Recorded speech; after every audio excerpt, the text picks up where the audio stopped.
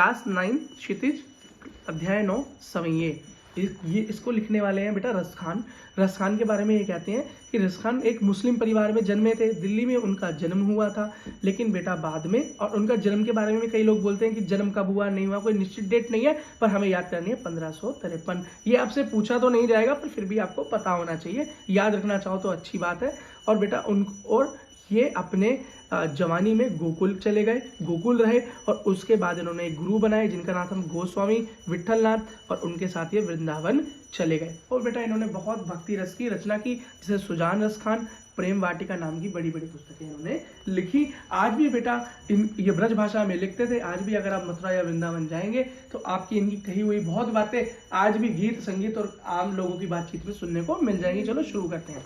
पहला ये कहते हैं, मनुष्य हूँ तो वही रसखान, बसो ब्रज गोकुल गांव के द्वारन।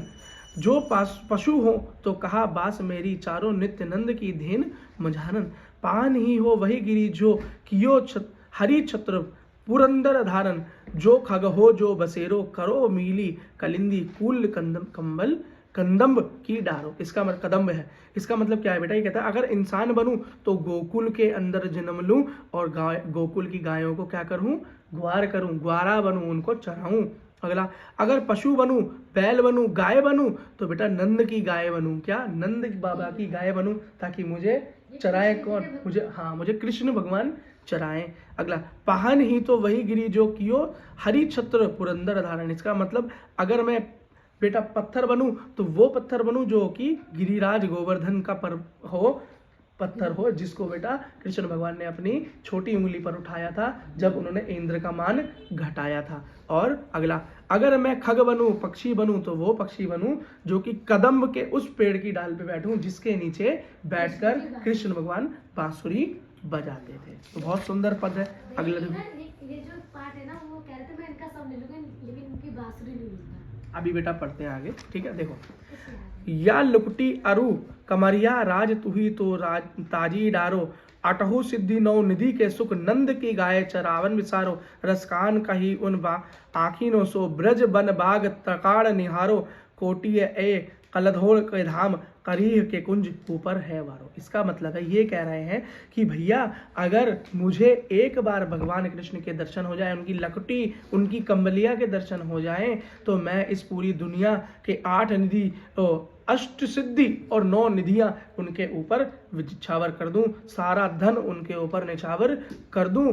अगर वो कहते हैं कि एक बार मुझे अपनी आंखों से ब्रज के वन और उनकी वहाँ के बेटा सुंदर वन देखने को मिल जाए, वहाँ की भूमि देखने को मिल जाए, वहाँ के तालाब देखने को मिल जाए, तो मैं करोड़ों करोड़ों कोटिक करोड़ों करोड़ों क्या सोने से बने घर मकान ये सब भी उसके नाम कर दूं। अगला, मोर पको सिर ऊपर राखियो, गुंज की माल हरे पहिरोगी।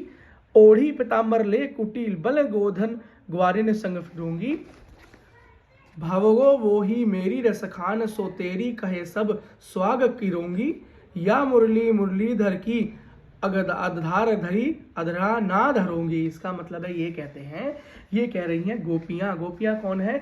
जो बेटा कृष्ण के प्रेम में है, उनकी भक्त हैं, उनकी भक्त हैं। वो क्या कहती हैं? वो कहती हैं कि हम मोर पंख को सर पर लगाएंगे, जैसे कृष्ण लगाते थे। गुंज की माल, गुंज क्या होता है बेटा? गुंज के बारे में आपने बता रखा है। घुंगली नाम के एक बेल की फलियों से मिले बीज को दानों में चमकीले लाल और लाल काले रंग के होते हैं। इन बीजों की बेटा की माला बनाई जाती है, ठीक है। तो वो माला भी पहनेंगे जो कृष्ण पहनते थे। ओढ़ पिताम्बर, वो पीले रंग का वस्त्र भी पहनेंगे। लकुटी लगाएंगे और बेटा गोधन फिराएंगे। इसका मतलब गायों को चराएंगी भी, ठीक है। अगला क्या है? भवतो वो ही मेरो रसखान, जो तुही कब साए स्वांग करूंगी। और उनके साथ स्वांग भी करेंगे, खेल भी करेंगे, सब कुछ करने को वो तैयार हैं। वो इतना कृष्ण से प्रेम करती हैं, लेकिन वो मुरली जो कृष्ण भगवान अपने अधरों पर, मतलब अपने होठों पर लगाकर उसे बजाते थे, उसको वो अपने होठों पर नहीं लगाएंगी। क्यों?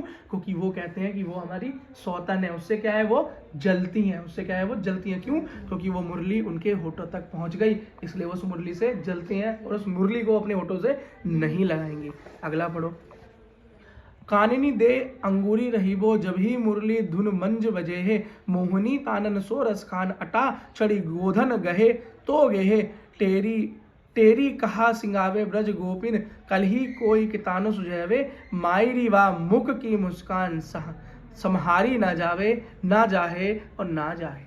इसका मतलब है कि बेटा गोपियाँ भगवान कृष्ण के बारे में ये कहती हैं कि वो भगवान कृष्ण के बारे में ये कहती हैं कि जब वो मंद मंद मुरली बजाते थे, जब वो मुरली की तान उनके कानों तक जाती थी, तो उसे सुनने के लिए गोपियाँ उसे सुनने के लिए अपनी अटारियों पर चढ़ जाती थी, अपनी छतों पर चढ़ जाती थी। उस धुन को सुनने के लिए, उस मंद मंद धुन को सुनने के लिए वो बेटा पूरी कोशिश करती थी। क्या पूरी कोशिश करती थी? लेकिन वो कहते हैं कि जब कृष्ण मुस्कुराते थे, उनकी जो मंद मंद मुस्कान उनके मुंह पर रहती थी, वो सही नहीं जाती थी, सही नहीं जाती थी। इसका मतलब ये नहीं कि अच्छी नहीं लगती थी, इसका मतलब है इतनी अच्छी लगती थी कि वो खुद को कंट्रोल ही नहीं कर पाते थे। उनको बेटा कृष्ण से प्रेम करने से खुद को नहीं रोक पाते थे। बेटा इसी के साथ आपका चैप्टर खत्म।